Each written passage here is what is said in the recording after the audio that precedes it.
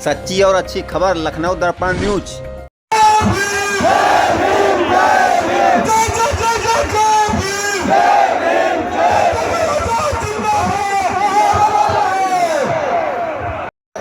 आज बहुत महत्वपूर्ण दिवस है और इस दिवस को महादिवस के रूप में बदलने का काम आप सब लोगों ने किया। आप मुझे रोक रहे हैं जो लोग यहाँ पे ये व्यवस्था कर रहे हैं, मैं बहुत सब कार्रवाई करूंगा, आप लोगों को मैं चिन्हित कर लूंगा, चाहिए आप लोग अगर आप यहाँ बैठोगे।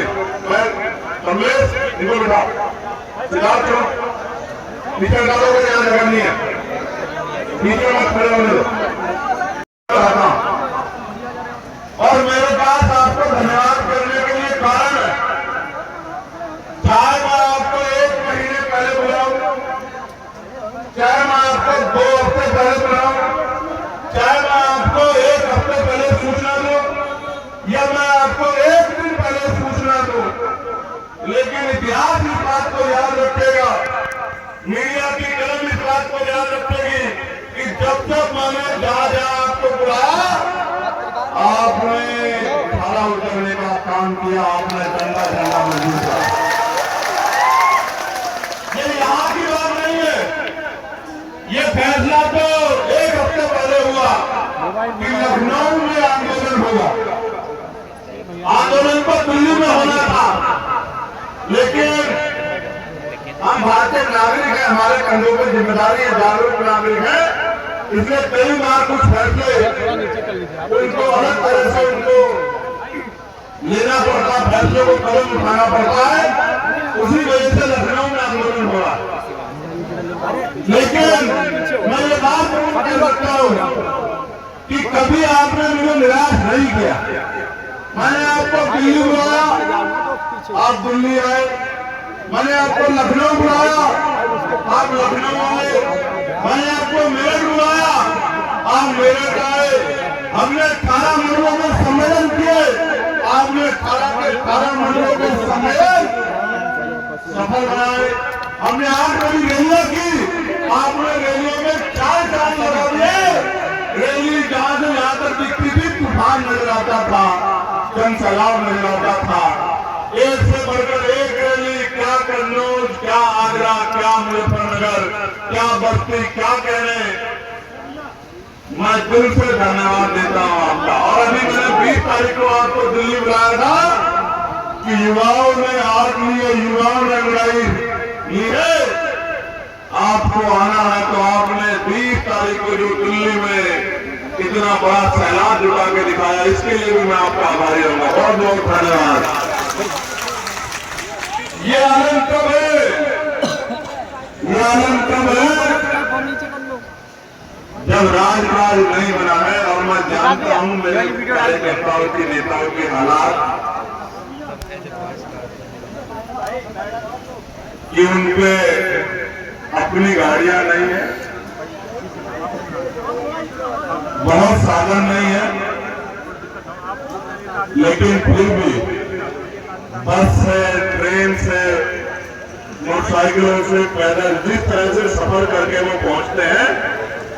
इसलिए मैं बार बार कहता हूं कि भीमराव आजाद समाज पार्टी के कार्यकर्ता का मुकाबला करने की हिम्मत किसी के अंदर दूसरी पार्टी कार्यकर्ता। भारतीय जनता पार्टी की सरकार है, इसलिए मैं आपसे कह रहा हूं, वरना जखम तो आपने भी बहुत दे रखे हैं। तमाम महापुरुषों के आज जो भारतीय जनता पार्टी ने नाम बदला, भदोही से बदल के संत रविदास नगर किया, इसको बदलने का मौका, शरण लेने का मौका इससे पूर्व की सरकार के दोहरे व्यवहार के कारण इस सरकार को मिला कि किसी सरकार ने उस नाम को बदलने का काम किया। मानव काशीराम साहब जी के नाम पर बना मेडिकल कॉलेज, किस मुंह से आप काशीराम साहब की मूर्ति को माल्यार्पण करते हो? काशीराम साहब जो बहुजन समाज के महापुरुष थे, उनको उनके नाम से बने मेडिकल कॉलेज का नाम आपने बदलने का काम किया। यहाँ पार्क बनाया बाबा साहब अम्बेडकर के नाम पे, उस पार्क का नाम बदलने का काम आपने किया। और राष्ट्रपिता ज्योतिबा फूले के नाम से फूले नगर, काशीराम साहब के नाम से काशीराम नगर, और प्रभु नगर भगवान बुद्ध के नाम से बने हुए प्रभुत नगर का नाम भी बदलने का काम पूर्ववर्ती सरकार ने किया। इसी की वजह से आज भारतीय जनता पार्टी के मुख्यमंत्री को मौका मिला कि नाम बदल के वो वोट अपने खेमे में करने का प्रयास कर सके। ये आपके पास ये भूलेंगे नहीं। और 27 में आपका तो नारा ही बोलता रहता है। एक साल में 3-4 बार आपने अपने नारे को बदल दिया, कभी कुछ और कभी कुछ, और अभी 2 दिन पहले तो और बहुत कुछ हो गया। प्यारे साथियों, हमारी मांग है कि जो सरकारी ठेके में उनमें SC/ST OBC के लोगों को संख्या के आधार पर आरक्षण मिलना चाहिए। मिलना चाहिए, मिलना चाहिए। जोरदार तरीके से बता, मिलना चाहिए, मिलना चाहिए, मिलना चाहिए। क्योंकि जो पुल बनाया है गडकरी जी के नेतृत्व में, जो पुल बनाया है, वो जो पंखे से सुधार जा रहा पुल, जो 1 महीने में 2 बार हिल गया पुल, 4000 करोड़ की ज्यादा की लागत से बना था। और मैं सच बता रहा हूं, अगर कोई SC/OBC का इंजीनियर होता तो वो लोग अब तो अखबार में छाप देते कि SC/OBC का इंजीनियर था, सारी ठेकेदारी अपने लोगों को दे दी है, इसलिए मुंह से जबान नहीं खुल रही है, निकल रही है कि 1 महीने भी नहीं चला, 4000 से ज्यादा करोड़ के रुपए से बना हुआ पुल। ये है इनकी सरकार की सच्चाई। इसके साथ साथ प्रमोशन में भी SC/ST OBC को नकार दिया गया इंदिरा साहनी केस में। प्रमोशन में भी SC/ST OBC को आरक्षण मिलना चाहिए, ये मेरी डिमांड है। इस डिमांड को लेकर आज हम लोग यहाँ चर्चा करें। एक और उदाहरण आपको देना चाहता हूँ। ये 4 मेडिकल कॉलेज का विषय तो है ही, ये तो उनकी जो बच्चों की जो शिक्षा को छीन लेंगे सरकार से, चिंता मत करो, हम लोग मैदान में उतर रहे हैं। हम घर में जाके बताएंगे कि सरकार ने आपसे छीनी, इस सरकार ने आपको छीनी है, ये बात हम घर में जाके बताएंगे मेरे साथियों। लेकिन मैं आपको ये भी कहना चाहता हूं, इन पार्टियों में आपके नेताओं की हैसियत क्या है वर्मा जी? एक विधायक को थप्पड़ पड़ा और FIR होकर वो आदमी जेल नहीं गया जिसने विधायक को थप्पड़ मार दिया, क्योंकि विधायक पिटने वाला पिटने जाती है। न्यायालय नहीं आता आपको। यही बात मैं आपको बताया, जाति के आधार पर नेता बनाओगे तो फिर ऐसा ही मिलेगा जो मिलता है। अब सवाल यह है कि हमारी सिफारिशें क्या है जिन पर हम चाहते हैं। पहले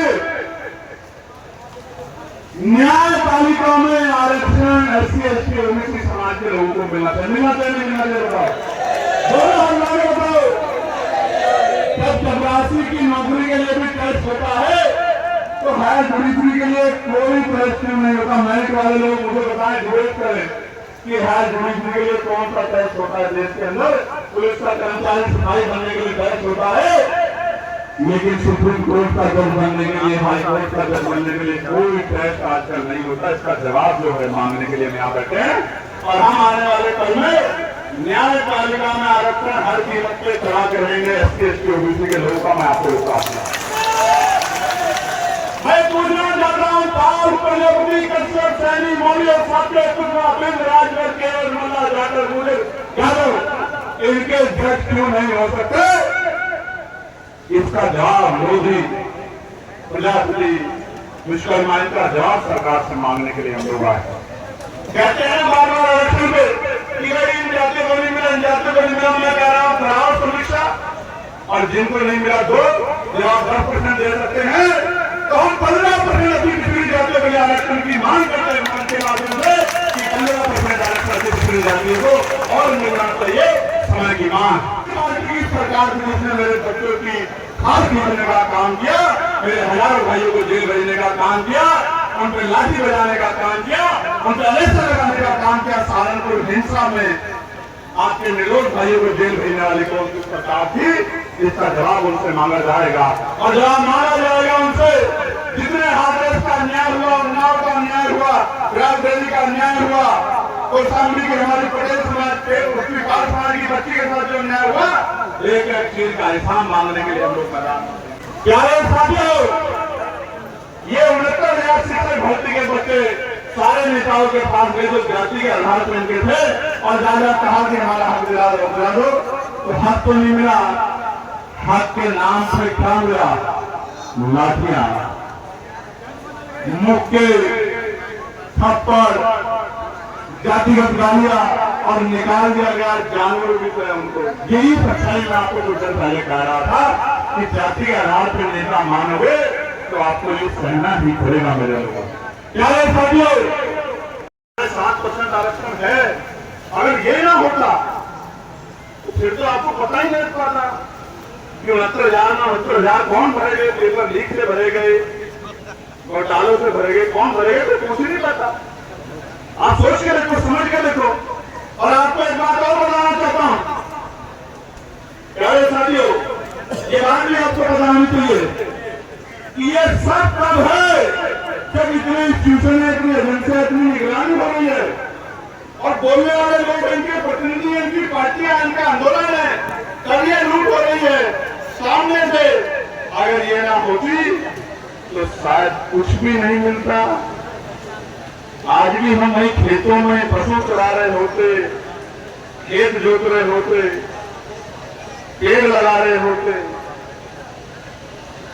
माली का काम कर रहे होते। आजाद समाज पार्टी भी मानने के लोग खड़े और मैंने कहा अगर गोली भी चलेगी तो पहले हमारा सीना चीर के जाएगी, उसके बाद अब हमारे बच्चों तक गोलियां पहुंचेगी। साथ तो मेरे यहाँ प्यारे साथियों, मैं ये भी कहना चाहता हूं मंडल कमीशन की सिफारिशों पर चर्चा करने से पहले, ये जो 69,000 शिक्षक भर्ती के बच्चे हैं उनको सरकार को देना होगा। मेरी बात का ध्यान रखना। ये पैसा आपकी पार्टी का पैसा नहीं है मुख्यमंत्री जी, ये पैसा गरीब जनता के टैक्स का पैसा जो सुबह उठने से लेकर शाम तक टैक्स देती है और बदले में उसको ये मिलता है कि जब उनके बच्चे पेपर लीक पे सवाल पूछने के लिए आंदोलन करने दिए जाते हैं तो आप बेटियों को इंट्री किया बैठी। मैं शर्म आई मुझे इस बात के साथ कि मैं वहां समय से नहीं पहुंच पाया और किस तरह बेटियों को कहां डंडे मारे गए, मुझे बहुत तकलीफ। मैं माफी चाहता हूं आपसे, किस तरह से बेटियों को कहां छुआ गया, किस तरह से डंडे मारे गए, किस तरह सर फोड़े गए, किस तरह लाठियां चलाई गई, किस तरह पैलेट गन चलाई गई, आंखों को जो अंधा कर दे, किस तरह से जो है टीयर गैस चलाए गए, सांस रुक जा रहे थे, किस तरह से जो है स्टैंपर हो जाता, जिस तरह के हालात बने थे, फंगन मच जाती, कितने लोगों की जान चली जाती, सरकार को परवाह नहीं थी। मैं दुखी मन से कह रहा हूं, लेकिन जो गए थे वो जानते हैं कि 11:30 बजे के बाद मैंने एक बच्चे को लाठी नहीं लगने दी। वो इस बात को जानते हैं जो लोग वहां थे। एक व्यक्ति को 1 करोड़ रुपए 9.5 साल में सरकार ने प्रचार पे खर्च किया, एडवर्टाइजमेंट। कितने पैसे? लगभग 7,000 करोड़। कितने? 7,000 करोड़। किसका पैसा है? किसका पैसा है? किसका पैसा है? जनता का या मुख्यमंत्री जी कहीं जमीन बेच के लेके आए? मठ के चंदे से खरीद दिया है। ये सारा पैसा जनता के टैक्स का पैसा है ना। मैं आपको बताना चाहता हूं इन 7,000 रुपए में, 7,000 करोड़ रुपए में क्या क्या हो सकता था। 17-18 क्लास 1 की यूनिवर्सिटियां बन सकती थी, यूनिवर्सिटी हब बन जाता उत्तर प्रदेश, अगर ये 7,000 करोड़ रुपया आपने यूनिवर्सिटियों पे लगाया हो। और IIT, IIM जैसे संस्थान जो उंगलियों पे हैं भारत के अंदर, आज ऐसे बड़े संस्थान बन जाते अगर ये 7,000 करोड़ रुपया आपने शिक्षा पे लगाया होता, मेडिकल एजुकेशन पे लगाया होता। प्यारे साथियों, 3 विश्वस्तरीय ऐसी मेगा यूनिवर्सिटियां बनती जिसमें रिसर्च से लेकर सब कुछ होता। जो दुनिया भर की जो 16 यूनिवर्सिटियां है जिसमें आज तक हम नहीं पहुंच पाए, उसमें हमारा नाम जाता अगर हम 7,000 करोड़ रुपया एजुकेशन पर लगाते। और तो उत्तर जो बीमारू राज्य बना दिया है सरकार ने, 4 बड़े एम्स बन जाते, 4 बड़े एम्स। और आज को सड़कों पे आपने देखा होगा कि महिलाएं प्रसव पीड़ा सड़कों पे, और कितने लोगों की जान जाती है, हजारों लोगों की जान बचती अगर सरकार एजुकेशन हेल्थ के प्रति सचेत होती। लेकिन प्रचार करना, मैं कह रहा हूं आप कुल में 4,500 करोड़ रुपए खर्च कर रहे हैं, बहुत बहुत धन्यवाद आपको करना चाहिए। आस्था का विषय है, आप आस्था रखते हैं, जो लोग आस्था रखते हैं उनका सम्मान होना चाहिए। डीजीपी होगा तो सरकार के मन का डीजीपी होगा, संवैधानिक व्यवस्था का डीजीपी नहीं होगा। ये तो उत्तर प्रदेश का चरित्र बन गया मेरे साथ। प्यारे साथियों, जब बात उत्तर प्रदेश की चली है, गुरुग्राम अपने नेताओं को ईमानदारी से अपने समाज के लिए बोलने की हिम्मत दे रहे हैं, उसका गला नहीं पकड़ रहे हैं, उसका हाथ नहीं पकड़ रहे हैं, उसको हिम्मत दे रहे हैं कि जाइए अपने समाज के लिए आवाज उठाइए, जाइए अपने समाज के अधिकारों की बात कीजिए, जाइए विधानसभा में और अपने एक एक व्यक्ति के लिए सवाल कीजिए, उसके अधिकारों के लिए सवाल कीजिए। तो यहाँ जो टिकट नहीं दे रहे हैं, प्रभारी नहीं बना रहे हैं, हम आने वाले कल का नेतृत्व दे रहे हैं, आपका वास्तविक प्रतिनिधि दे रहे हैं, जो असेंबली में पार्लियामेंट में आपकी आवाज उठाने का काम करेगा, पंचायत से लेके और लोकसभा तक राज्यसभा तक आपकी आवाज बनने का काम करेगा। ये फर्क है आजाद समाज पार्टी का आशीर्वाद में, और ये फर्क है अन्य पार्टियों में। ये फर्क कभी दूर नहीं हो सकता, ये फर्क कभी दूर नहीं हो सकता मेरे लोगों। मैं बहुत स्पष्ट कह रहा हूं, आज मंडल कमीशन के होने के बावजूद एक सेक्रेटरी मुश्किल से सेंट्रल सेक्रेटरी में आपका, और मुझे पता नहीं सुप्रीम कोर्ट में आपका एक जज है या नहीं है, ओबीसी के लोग है या नहीं है मुझे नहीं पता।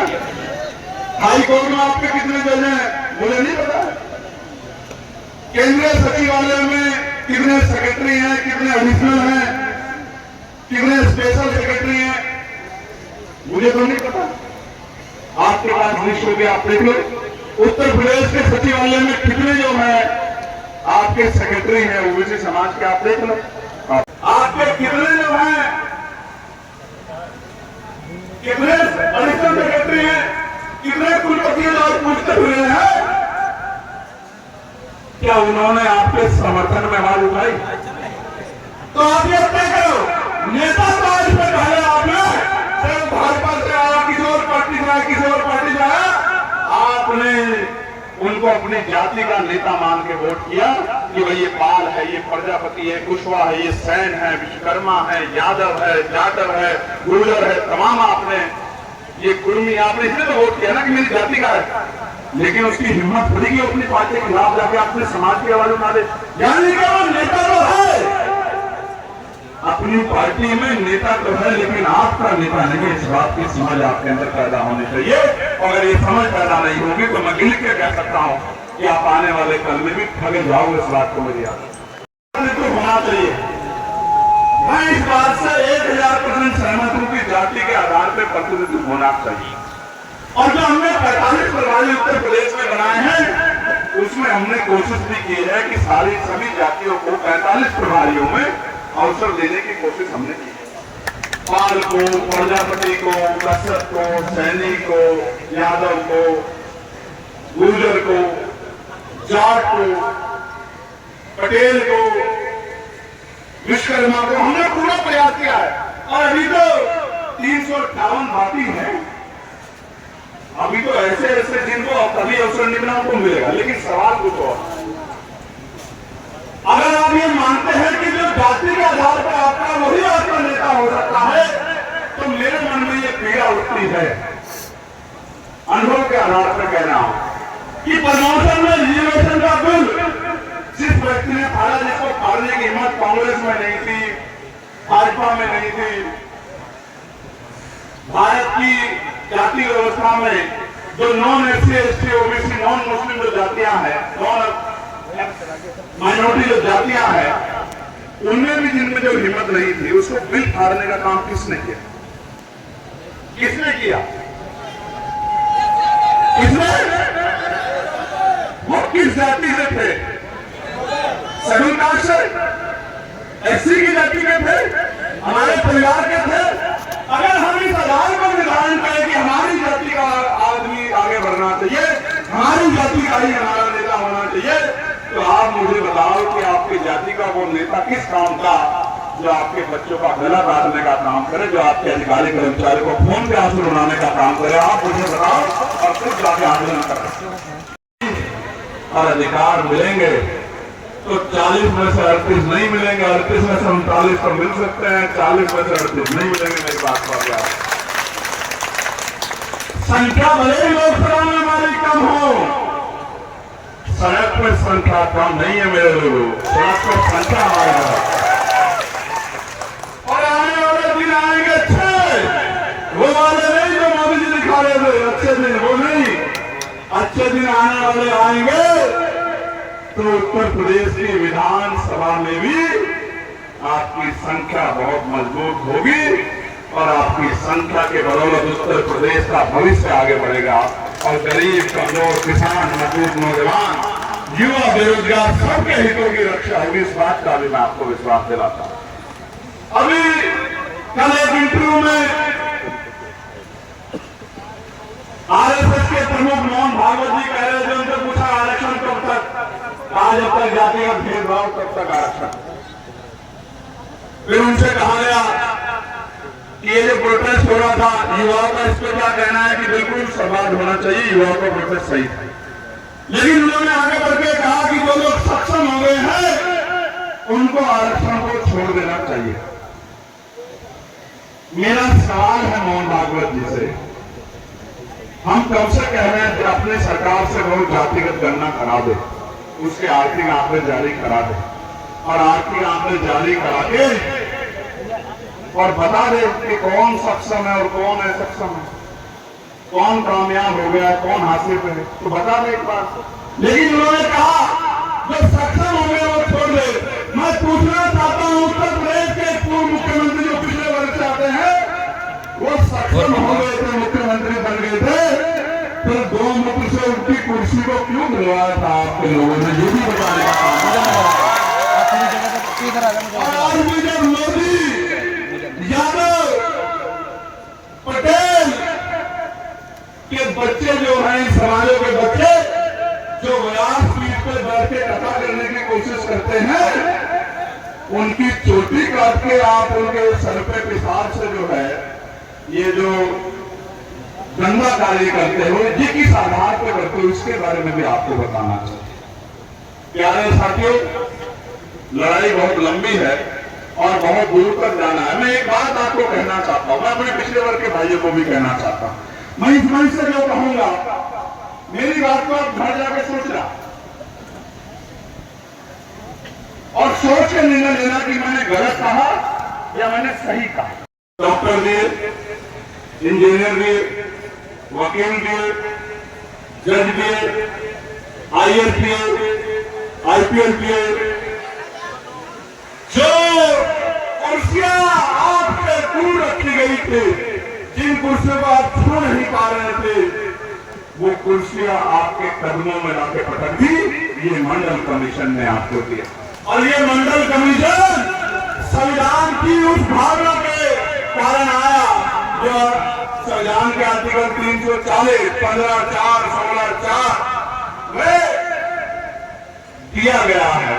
यानी कि संविधान की मूल भावना ये थी, संविधान के अनुच्छेदों की मूल भावना ये थी कि अंतिम व्यक्ति के हितों की भी रक्षा होनी चाहिए। यही संविधान की 5वीं अनुसूची आदिवासियों को जन जंगल जमीन में हक अधिकार देती है, उनको ताकत देती है। यही संविधान आर्टिकल 330, 331, 32 SC/ST के लोगों को पॉलिटिकल रिजर्वेशन देता है लोकसभा, विधानसभा में। यही मानो, यही हमारा संविधान। आर्टिकल 19 हमें फ्रीडम ऑफ स्पीच और फ्रीडम ऑफ एक्सप्रेशन देता है और राइट टू प्रोटेस्ट देता है।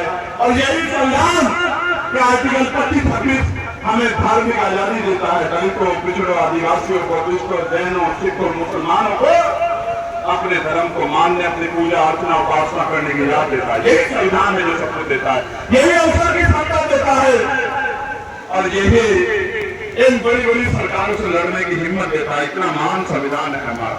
प्यारे साथियों, जब मंडल कमीशन के लिए आंदोलन चल रहा था और उसके विरोध में भी आंदोलन चल रहा था, तो मैं बहुत छोटा था उसमें शामिल नहीं हो पाया, लेकिन अब मैं आपके आशीर्वाद से दिखने लगा हूं ना दिखने लगा हूं। हेलो फ्रेंड्स,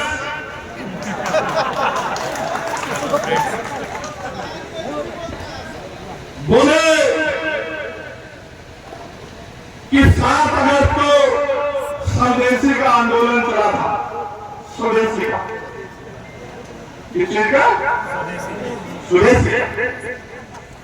और बहुत सारे पट्टे रखे हुए थे उन्होंने, विभिन्न प्रदेशों से बनते हैं, जो मैं उस प्रतिभा का सम्मान करता हूं। कहा कि हम हैंडलूम दिवस मनाएं, लेकिन एक बार ये नहीं बोले कि जिस मंडल कमीशन की सिफारिशों को लागू करवा के रहूंगा नारा देके आप 2014 में आए थे और बार बार मंचों से कहते थे कि मैं पिछड़े वर्ग से आता हूं। एक बार नहीं बोले कि उन पिछड़े वर्गों के दिल में जो जख्म है मंडल कमीशन की सिफारिश से ना लागू होने के, उसमें भी मैं कुछ बोल जाऊं, बिल्कुल चुप रहे। प्यारे साथियों, स्वदेशी की बात करते हैं और चाइना से माल लाके सरदार पटेल जी की मूर्ति बनाते हैं। मैं इनकी कथनी करने में बड़ा फर्क है मेरे लोगों, ये बात हमको समझिए। मैं आपको बधाई देता हूं, आप भी मंच के लोग सुन लो, आपको बहुत बधाई। अब 80 करोड़ से बढ़ के सस्ते राशन लेने वालों की संख्या पिछले 2 सालों में बढ़ के 81 करोड़ हो गई। आपको बहुत बहुत बधाई। देश विकास के रास्ते पे है, देश प्रगति के रास्ते पे है, गरीबी खत्म हो रही है, जीडीपी बढ़ रही है। और सच ये है कि पिछले 2 साल में 1 करोड़ लोग गरीब हो गए हैं। अगर आपको मेरी बात गलत लगती हो तो आपको आंकड़े पढ़ लेने चाहिए, जिन आंकड़ों के आगे धर्म की चादर लगा के ये देखने नहीं दे रहे मेरे को। मैं तो पार्लियामेंट में हूँ, कमेटियों की मीटिंग में जाता हूँ, वही सुनता हूँ कि साहब एफसीआई की मीटिंग थी, किसान अभी 81 करोड़ लोगों को सस्ता राशन दे रहे हैं। और खूब मानने की बात यह है कि वो चावल और जो गेहूं दे रहे हैं, अगर आपने वो चावल और गेहूं देख लिया तो आपको सीमेंट और रेत अच्छा लगेगा, वो चावल गेहूं बुरा लगेगा। मेरी बात को आप याद रखें। प्यारे साथियों, आप ले लेते हैं, वो भी आरक्षण को गाली देते हैं। मैं उनको भी कहना चाहता हूं, अगर इतना बुरा है आरक्षण और अगर इससे अयोग्य लोग आते हैं तो आप उसका विरोध करते कि हम ईडब्ल्यूएस को किसी कीमत में स्वीकार नहीं करेंगे। एक तरफ 10% ईडब्ल्यूएस लेते हो और दूसरी तरफ आरक्षण को गाली देते हो कि हमारे लोगों का मनोबल गिर जाए। मैं आपको बताना चाहता हूं, इस देश का बजट जनता के टैक्स से कैसे बनता है। ये देश की सरकार जनता के टैक्स कैसे चलती है। सरकार के हर इंस्टीट्यूशन में हम अपने हक हिस्सेदारी लेके रहेंगे। इस बात को मैं ऐलान करने के लिए लखनऊ की धरती पर खड़ा हूं। मेरी बात को आगे और मैं आपको प्राइवेट सेक्टर में भी अपनी बात रखूंगा प्यारे साथियों, कि प्राइवेट सेक्टर कैसे बनना पड़ता है। जब मैं डिमांड की बात करूंगा तो प्राइवेट सेक्टर के बारे में भी बताऊंगा। मुझे अधिकारों के लिए लेकिन पीछे नहीं हटेंगे मेरे भाइयों, मेरी बहनों, मेरी माओ, बच्चे, सुन लो मेरी बात को। 1000 सूरज की सपन सहने को तैयार है, लेकिन पीछे पैर खींचने को तैयार नहीं। वो दिन चले गए कि अलग अलग खड़े होकर लड़ते थे। अब मिल के लड़ेंगे, एकजुट होकर लड़ेंगे, अपने अधिकारों के लिए लड़ेंगे और बड़े से बड़े आंदोलन करेंगे। हम पीछे हटने वाले नहीं। आजाद समाज पार्टी भीम आर्मी के बहादुर योद्धा और करते खड़े हैं, जिनमें बहुत बड़ी संख्या दलितों, पिछड़ों, आदिवासियों की है, मुसलमानों की है। मैं इनको भी बहुत बहुत धन्यवाद करूंगा कि ये घर से निकल के यहाँ तक। प्यारे साथियों, मैं पूर्व प्रधानमंत्री वीपी सिंह जी को भी धन्यवाद देना चाहता हूं। फिर से धन्यवाद देना चाहता हूं वीपी सिंह जी को कि बड़ी इच्छा शक्ति उन्होंने दिखाई थी, उसका खामियाजा भी भुगतना पड़ा। और खामियाजा ये है कि जिस समाज में वो जन्मे थे वो समाज उनको नेता नहीं मानता, और जिस समाज के लिए उन्होंने काम किया वो उनको जाति के आधार पर नेता नहीं मानता। वो दोनों तरफ पिस गए।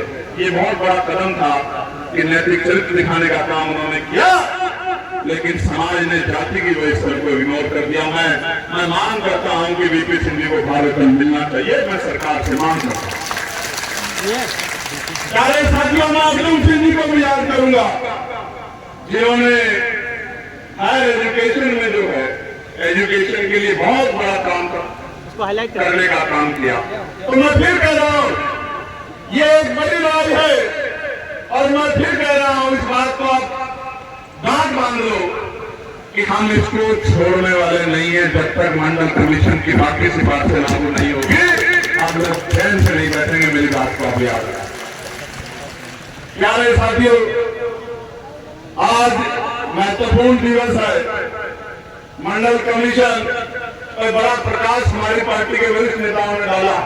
भाई नीरज जी ने, भाई अरविंद पवार जी ने, भाई मनीष जी ने, भैया राकेश वर्मा जी ने, संजीव पाल जी ने, रामेश्वर पवन जी ने, सुनील कुमार चित्तौड़ जी ने, सतपाल चौधरी जी ने, तमाम हमारे साथियों ने, डॉक्टर मसूद साहब ने, तमाम हमारे साथियों ने प्रकाश डाला मंडल कमीशन पे। और जिस तरह से बड़े डीपली समझाने का काम किया रामेश्वर पवन जी ने, मुझे नहीं लगता उसके बाद मुझे मंडल कमीशन पे बहुत विस्तार से बात करनी चाहिए।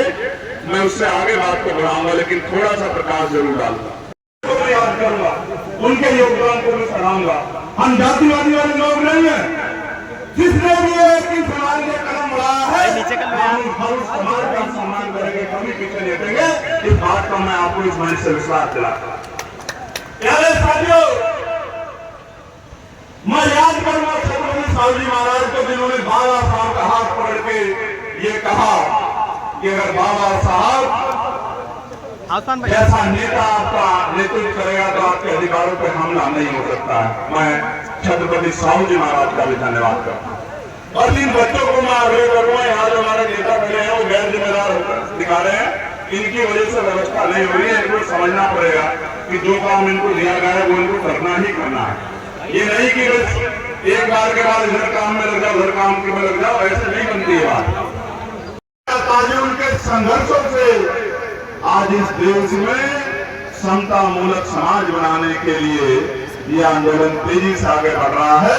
तो जब मैं पढ़ता हूँ बाबा साहब को, जब मैं पढ़ता हूँ बाबू मंगूराम सिंह मंगवालिया को, जब मैं पढ़ता हूँ बंगाल के हरिचंद ठाकुर, गुरुचंद ठाकुर जी को, तो मुझे समझ आता है कि उनसे पहले भी देश में सामाजिक परिवर्तन का आंदोलन आज की सामाजिक व्यवस्था में, आज की संवैधानिक व्यवस्था में जो आज के पिछड़े वर्ग के लोग हैं, उन महापुरुषों ने चलाने का काम किया। अगर वो न चाहते, मैं औरों को नहीं कहना चाहता, मैं कहना चाहता हूं, मैं शरद यादव जी को भी याद करता हूं, मैं लालू जी को भी याद करता हूं। भूला नहीं जा सकता है योगदान, रामविलास पासवान जी का योगदान भी भूला नहीं जा सकता है।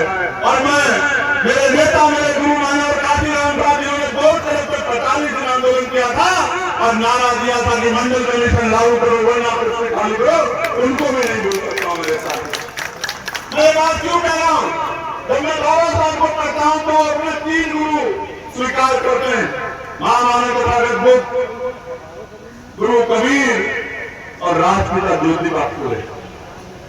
और वो कहते हैं कि राष्ट्रपिता ज्योतिबा फूले नहीं होते तो डॉक्टर अम्बेडकर नहीं होते, और डॉक्टर अम्बेडकर नहीं होते तो पूरे देश को मानना चाहिए कि अगर डॉक्टर अम्बेडकर नहीं होते, देश की महिलाओं को, वंचितों को, शोषितों को, किसानों को, मजदूरों को, नौजवानों को और दलितों, पिछड़ों, आदिवासियों को स्वाभिमान सम्मान का जीवन जो संविधान के जरिए मिला है वो नहीं मिलता कभी मेरा बाबा साहब अम्बेडकर ने। और पीछे रह गए अपने भाइयों को मुख्य धारा में लाने के लिए कार्यक्रम किया जा रहा है, अपनी सामाजिक जिम्मेदारी को निभाया जा रहा है। और मैं इसका आपको इतिहास से उदाहरण भी दूंगा। मैंने आंदोलन कहा है राष्ट्रपिता ज्योतिबा फूले से लेके छत्रपति शिवाजी महाराज जिन्होंने 1902 में 24 जुलाई 1902 का आरक्षण सबसे पहले लागू किया। संत गाडगे जी महाराज, नारायण गुरु, कल्याण यादव, टीवी कल्याण, रामानायकर स्वामी, आलू जगदेव प्रसाद कृष्णा, जननायक कपूरी ठाकुर, मामला रामचंद्र महाचौधरी, महाराज सिंह भारती। जब मैं पूरे उसको पढ़ता हूँ, संत रामदेव प्रजापति जी, जब मैं पूरे आंदोलन को पढ़ता हूँ, ब्रह्मानंद लोधी जी, तमाम पिछड़े वर्ग के आज की जो संवैधानिक व्यवस्था, ये सब पिछड़े वर्ग के महापुरुष। मंडल दिवस इस महान अवसर पे मैं बहुजन समाज में अपने सभी संतों, गुरु, क्या करें? और आभार प्रकट करता हूँ, नमन करता हूँ उन वीरांगनाओं को, उन वीर योद्धाओं को, उन महान पुरुषों को, उन महान सपूतों को, जिनकी वजह से आज ये दिन आया कि ये मंच सजा है और हम यहाँ लखनऊ के सीने पे खड़े होकर अपने हक अधिकारों के लिए आंदोलन कर रहे हैं सरकार से जवाब। कौन से राजपत्र में घोषणा हुई है, किससे दे रहे हो?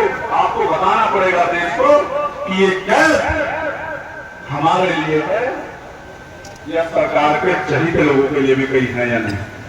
सामान्य साथियों, मैं आग्रह करूंगा कि वो ज्ञापन पत्र सौंप दे और ज्ञापन हमारे इंदिरा साहनी केस क्या कहता है कि आरक्षण 50% से ज्यादा नहीं हो सकता, यही कहता ना।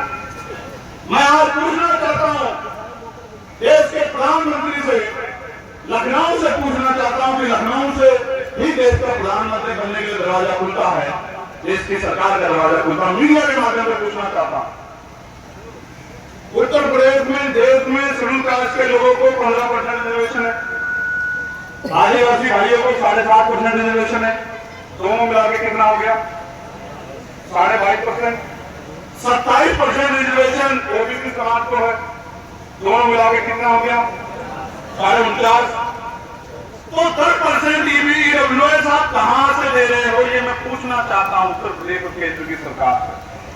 क्या आरक्षण में इंदिरा साहनी के जो केस है, क्या उसका जो है ऑर्डर और ऐड करके आप 49.5% आरक्षण दे रहे हो देकर, या फिर आप 49.5% से ही 10% दलित पिछड़े आदिवासियों का कम करके इसी से 49% दे रहे हो? अगर आप इनका पूरा करके 10% अलग दे रहे हैं, यानी कि क्या आपने खत्म करने की आदेश का खत्म किया?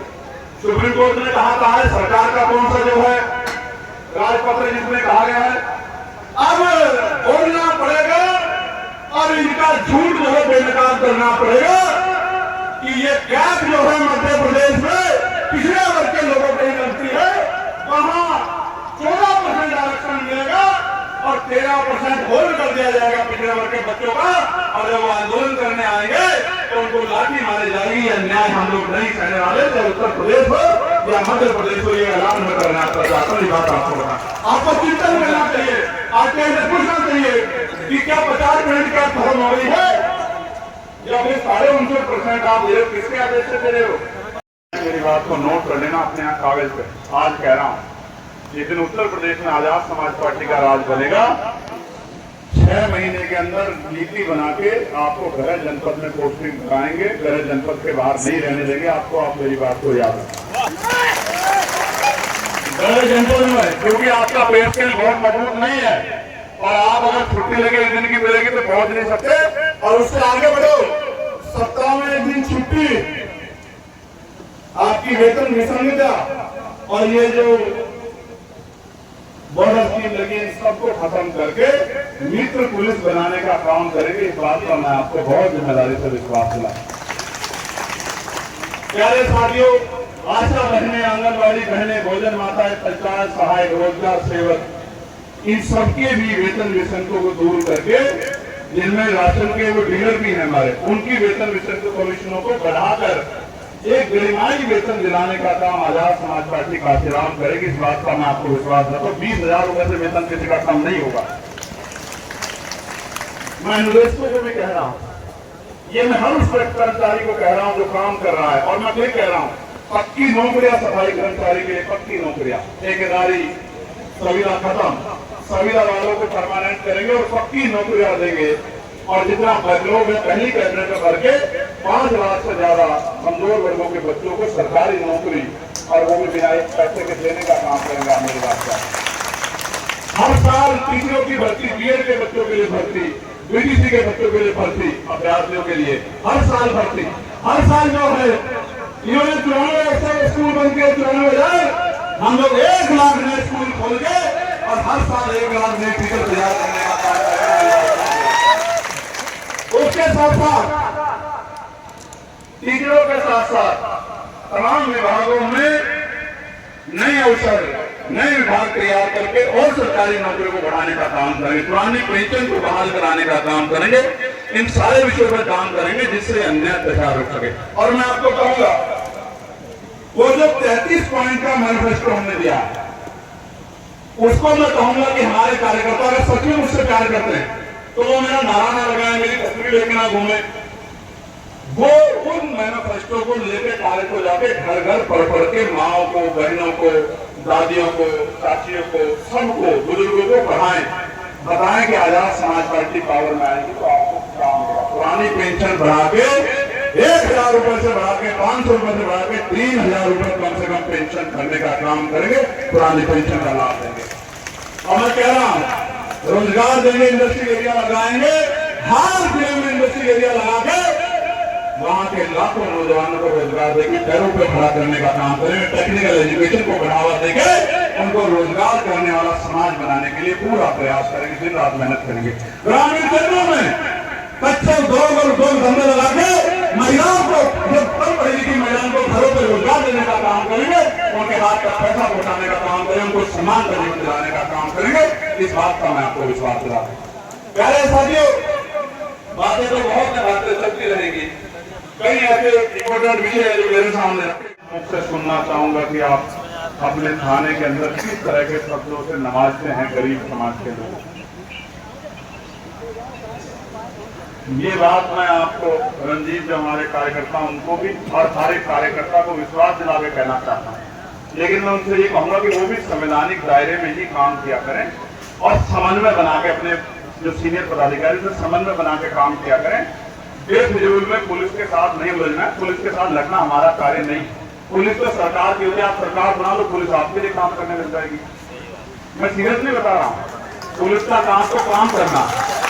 तो मैं इनसे उलझ जाता हूँ कई बार, क्योंकि ये कानून से परे जाके काम कर रहे हो, तो जो कानून से परे जाके काम करेगा मुझसे उलझा होगा। ये बात सही है हो जाती है, जिसमें पुलिस का रोल हम वीडियो देखते हैं, उस माध्यम से बहुत बुरा नजर आता है। जैसे SHO कोसाईगंज हैं जो थाने के अंदर जाति पूछ के मुकदमा दर्ज करते हैं।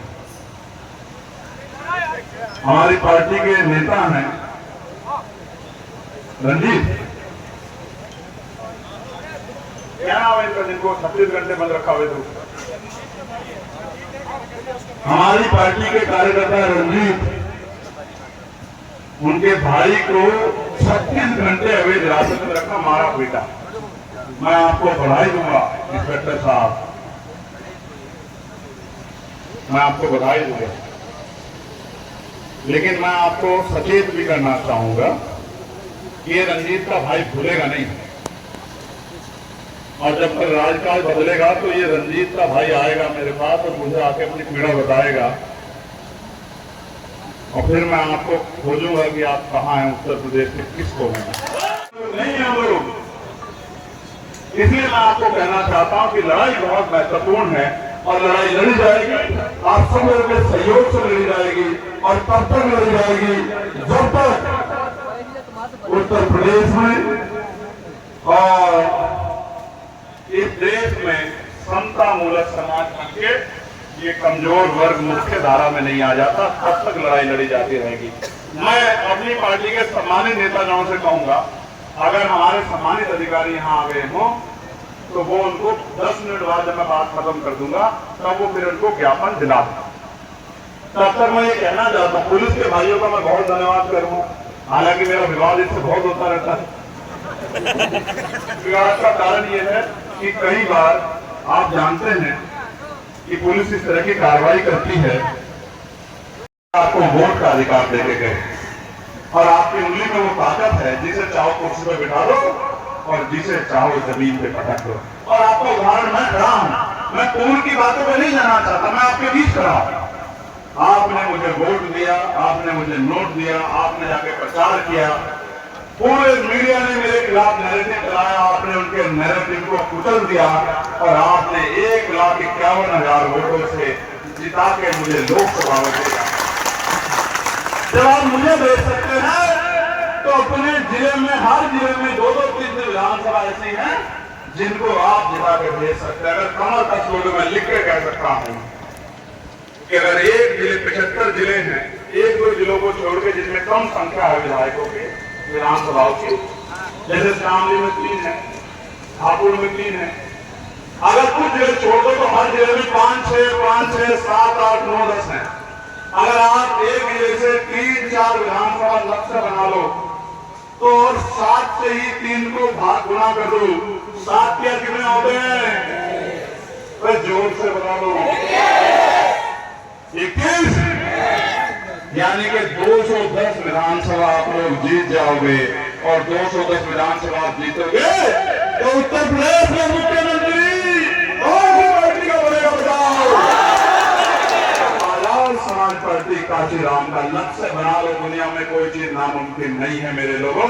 मैं तो जब तक जिंदा आपका करदार रहूंगा। क्यों बनानी है सरकार? पूछो क्यों बनानी? इसलिए बनानी है कि हमें कक्षा 1 से 12 और 12 से PhD तक जितनी पढ़ाई कोई करना चाहता है वो क्वालिटी एजुकेशन बिना पैसे के, कम पैसे में चाहिए कि गरीब का बच्चा भी पढ़ जाएगा। इसलिए चाहिए कि आपके टैक्स के 7,000 करोड़ रुपए को सिर्फ चेहरा चमकाने में ना लगाया जा सके। इन 7,000 करोड़ रुपए से एम्स बने, मेडिकल कॉलेज बने, IIM बने, IIT बने और आपके बच्चे को विश्व स्तर की एजुकेशन का लाभ मिले, आपको आगे बढ़ने का मौका। इसलिए बनानी है कि मेडिकल सुविधाएं अच्छी हो सके। इसलिए बनानी है कि किसी गरीब की जान पैसे की कमी के कारण ना जाए। इसलिए बनानी है कि अस्पताल के बाहर जाके लाइन में ना लगना पड़े। इसलिए बनानी है कि किसी का फोन ना करवाना पड़े कि भर्ती करवा दो, किस तरफ बेड दिलवा दो। इन व्यवस्था को सुधारने के लिए इसलिए लगानी है कि जब गरीब आदमी अस्पताल में जाए तो डॉक्टर भी मिले, दवाई भी मिले, वही टेस्ट हो और उसकी जेब ना काटे जाए, उसको लूटा ना जाए। इसलिए बनानी है सरकार। इसलिए बनानी है कि जो NCRB का डेटा कह रहा है कि लाखों महिलाओं के साथ रेप हत्या हो रही है, कितना सिस्टम होते, पुलिस होते भी ये बहन बेटियों के अत्याचार बंद हो सके। अगर किसी SSP के जिले में या जिस DM और SSP के जिले में किसी बेटी का रेप होगा, शाम के टाइम वो मुख्यालय अटैच हो जाएगा, वो शाम के टाइम पर कुर्सी बनी रहेगा मेरी बात का। और जिस SHO CO के क्षेत्र में किसी गरीब किसान मजदूर की हत्या होगी तो 12 घंटे के अंदर वो अपराधी चाहे कितना भी ताकतवर क्यों ना हो, उसके तार चाहे किसी व्यक्ति से क्यों ना जुड़े हो, वो जेल की सलाखों के पीछे नहीं होगा। तो फिर वो शाम के बाद 12 घंटे के बाद वो CO और SHO चार्ज में नहीं रहेंगे, मुख्यालय में मिलेंगे, जिला मुख्यालय। इसलिए बनानी है कि कोई गुरु गोविंद सिंह जी का अपमान न कर सके। इसलिए बनानी है सरकार कि कोई हमारे संतों गुरुओं का अपमान न कर सके, हमारे धार्मिक ग्रंथों की बेइज्जती न कर सके। इसलिए बनानी है सरकार। इसलिए बनानी है कि कोई हजरत पैगंबर मोहम्मद साहब को अपमानित न कर सके। इसलिए बनानी है सरकार कि कोई अपमान ना कर सके। इसलिए बनानी है कि कोई बाबा साहब अम्बेडकर के स्टैचू को ना तोड़ पाए। हमें किसी के आगे परमिशन के लिए दरवाजे घूमना ना पड़े कि हमें बाबा साहब अम्बेडकर की शोभा यात्रा निकालनी है। हमें जगत गुरु सदगुरु रविदास जी, गुरु कबीर जी, राष्ट्रपिता ज्योतिबा फूले जी की शोभा यात्रा निकालनी है। हमें महाराजा लखन पासी की शोभा यात्रा निकालनी है। हमें उसके लिए किसी के लिए परमिशन के लिए दरवाजे ना। हमारी धार्मिक मान्यता, हमारी धार्मिक आस्था का अपमान ना हो, इसलिए सरकार बनानी है। क्योंकि सरकार ही तय करती है कि अगर ऐसा होगा तो उस पर कार्रवाई क्या होगी। झूठे एनकाउंटर मस्जिदों पे, खानकाहों पे, मदरसों में जितने बुलडोजर चल रहा है, और यहाँ पूर्व नहीं, स्टूल वाले हमारे जो मुख्यमंत्री हैं वो बोले कि साहब ये मदरसों से आतंकवाद बढ़ रहा है, और भाषा तो आपकी सरकार के नेताओं की आतंकवादी जैसी हो रही है। आपकी सरकार के जो नेता इस तरह की भाषा बोलते हैं कि झगड़ा हो जाते हैं। तो आपको मदरसे से नहीं पड़े, आप कहां से बढ़ के आए हो ये भी बता दो। देश के देश जानना चाहता है कि ये भारतीय जनता पार्टी के लोग कहां से बढ़ के आए हैं जो जहर के बीज बो रहे हैं देश के अंदर, प्रदेश के अंदर। इसलिए मैं आपको आपने नहीं पढ़ा मदरसों का इतिहास, आपको क्या पता? कि आजादी की लड़ाई में कितना बड़ा योगदान था हमारे को। लेकिन आपको तो अपना एजेंडा चलाना है। और मैं ये भी कहना चाहता हूँ मुस्लिम समाज को सावधान होना चाहिए कि आजकल कुछ सरकारी लोग भी आ गए हैं जिन्होंने जैसे अभी कावड़ियों पे जिन्होंने बयान दिया, वो आपके लोग नहीं है, वो सरकार के लोग हैं। सरकार के एजेंडे को आगे बढ़ाने का काम कर रहे हैं। किसी भी धर्म की आस्था पर अगर चोट पहुंचाओगे तो आप किसी ना किसी को मदद करने का काम करोगे। इसलिए मैं बार बार सबको कहता हूँ कि संविधान के दायरे में रहना, सबकी धार्मिक आजादी, किसी के धर्म का अपमान नहीं करना। हम लोग निषाद पाखंडवाद के विरोधी हम रहेंगे, हम लोगों को वैज्ञानिक दृष्टिकोण पर तैयार कर देंगे हमारा काम। लेकिन हम राम के नाम पे चंदा लूटने वाले लोग नहीं है। मेरे लोगों स्टैचू लगी हुई है और पूरी रात बारिश पड़ती रही और मैं अपने मिशन पे डटा रहा कि अपने लोगों की आवाज बनना है। लेकिन आपको याद है जब उस बात को लेकर मैं 25 तारीख को आया था तो मैं यही भाषण दे रहा था और यही खबर आई थी कि इस्तीफा हो गया है। आज फिर मैं लखनऊ लौटा हूं इस मांग को लेकर, लेकिन आज नहीं तो पहले आपकी इस मांग को भी पूरा करवा के रहेंगे। मेरी बात को आप याद रखें। से लेंगे सीएम पीएम, आरक्षण से लेंगे कौन से बताओ हो गया। मेरे आज भी याद है दिल्ली में वो बच्चे जो पिटे हुए थे पानी मांग रहे थे और इस तानाशाही सरकार ने पानी नहीं दिया।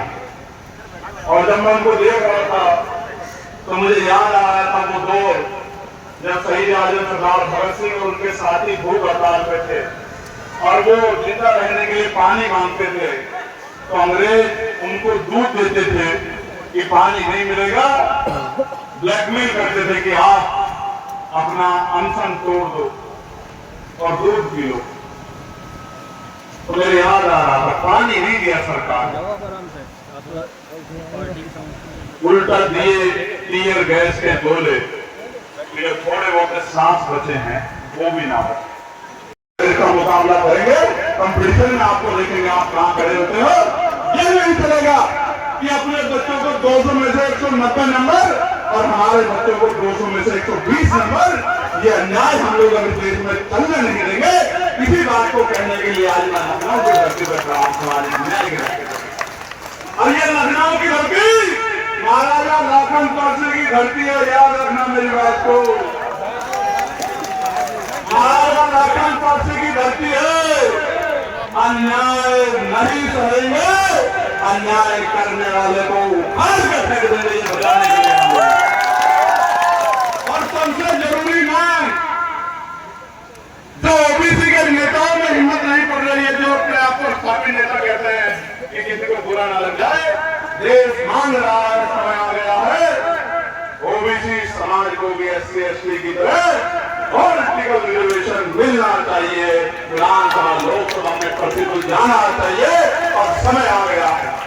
जैसे आपको प्रधानी में मिलता है लाभ, जैसे आपको जिला पंचायत में मिलता है लाभ, जैसे आपको लोकल बॉडी इलेक्शन नगर पंचायत में नगर निगम में मिलता है लाभ, अब समय आ गया है कि विधानसभा और लोकसभा में भी पिछड़े वर्ग के लोगों को, जब आप महिलाओं को आरक्षण देने की बात कर रहे हैं, हमने उसका समर्थन किया कि महिलाओं को मिलना चाहिए, लेकिन महिलाओं के साथ साथ पिछड़ी मुस्लिम और दलित समाज की महिलाओं को, आदिवासी समाज की महिलाओं को भी अलग से आरक्षण मिलना चाहिए।